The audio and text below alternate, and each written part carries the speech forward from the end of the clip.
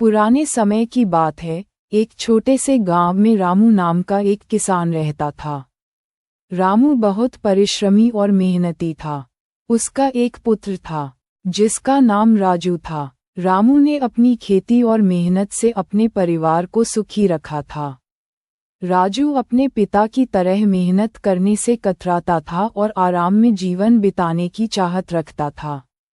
एक दिन रामू ने महसूस किया कि वह बूढ़ा हो रहा है और अब खेती का सारा भार उठाने में सक्षम नहीं है।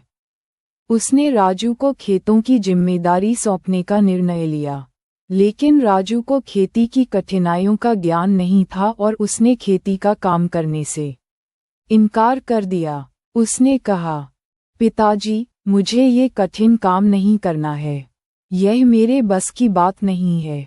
रामू ने सोचा कि उसे अपने बेटे को एक महत्वपूर्ण सीख देने की जरूरत है।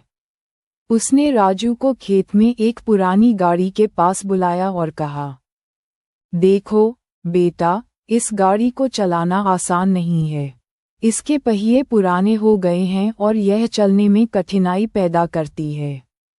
अगर हम इसे चलाना चाहते हैं तो हमें इसके पहियों को ठीक करना होगा।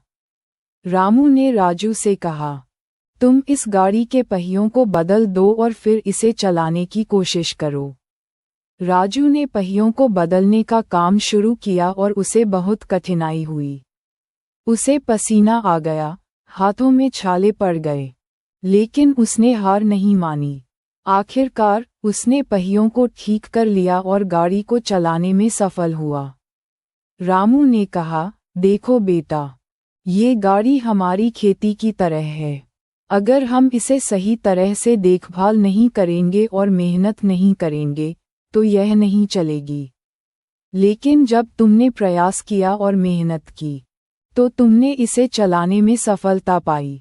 राजू ने अपने पिता की बात को समझा और खेती के काम को गंभीरता से लिया। उसने मेहनत शुरू की और धीरे धीरे खेती में सफलता प्राप्त की। वह अपने पिता के नक्शे कदम पर चलने लगा और उसकी मेहनत ने उसके जीवन को बदल दिया।